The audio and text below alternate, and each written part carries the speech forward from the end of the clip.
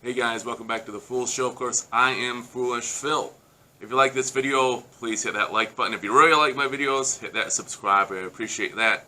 I just wanted to give you some thoughts the morning after.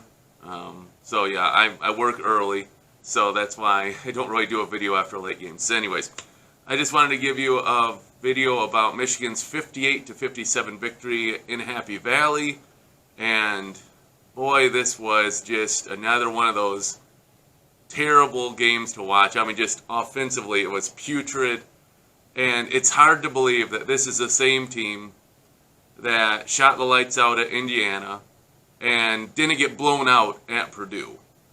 That this team could be that good in those games offensively and this bad in this game.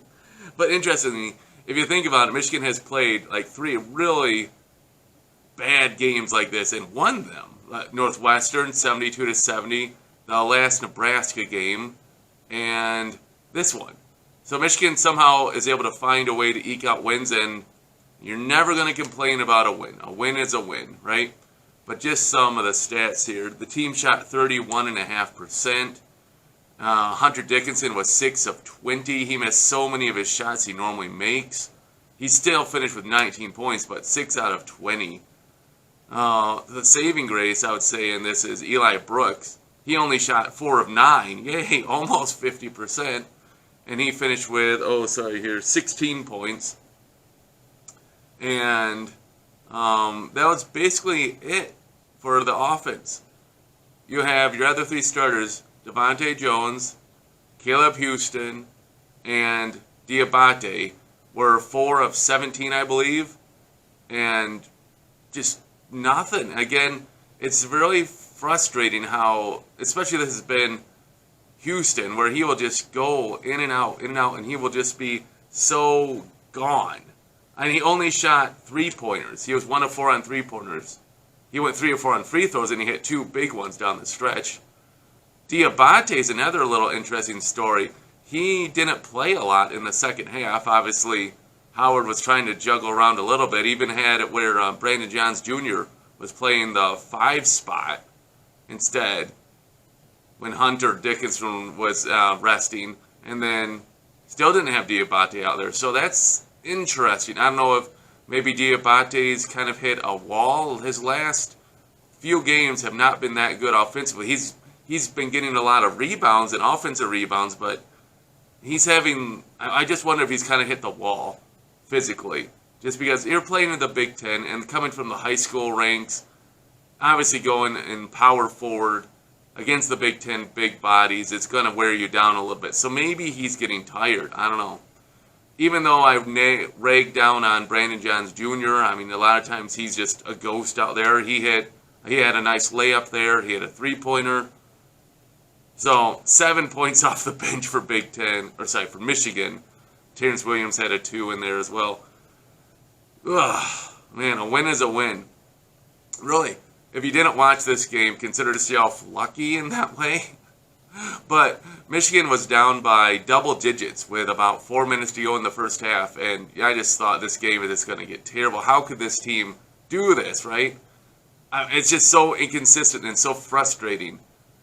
But Michigan went on a nice 10-0 run at the end of the first half thanks to some Purdue terrible turnovers.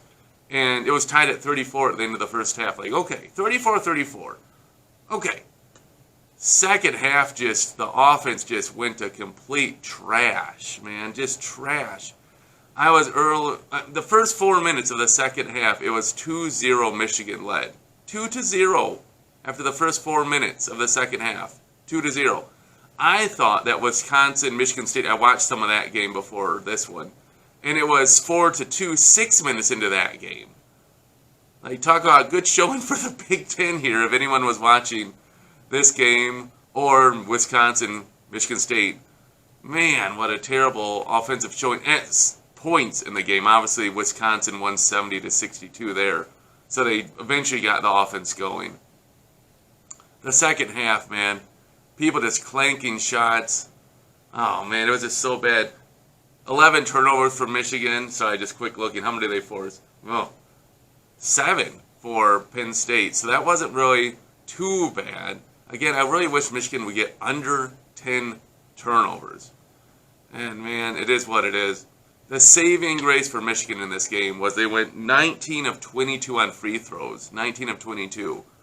And that's like 86, 87%. And just crazy clutch free throws too, especially when it was, Michigan was up by about 4 points for the last 5-6 minutes of the game. And then Penn State would start doing the auto fouling, and Michigan went 8 for 8 during that stretch, where there was every free throw was really big and critical. Michigan went 8 for 8 down that stretch, and just huge.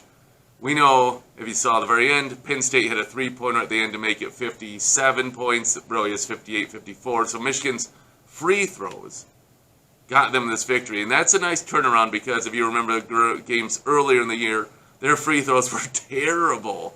They were shooting like 50 to 60% in some games. So at least the free throws came into play, and that saved them in this game. It's going to be tough because Michigan is going to play now 3 games in 5 days. 1 day off, head back home. They have Purdue coming to home, Ann Arbor, to make up a COVID game. Then at least they don't have to travel, and Ohio State comes into Ann Arbor on Saturday. Oh boy. I mean, if you would say you hope Michigan would beat Penn State, great, got that one checked. It wasn't pretty, but got the win. Michigan would be really helped if they could beat Purdue. If they came out with the same effort they played with at Purdue, they should win in Ann Arbor, but, and then they have Ohio State. If they can win one of those 2 games, you're looking better. If you could win both, that'd be like, wow. But after the last game, last night, man, that'd be tough to think of.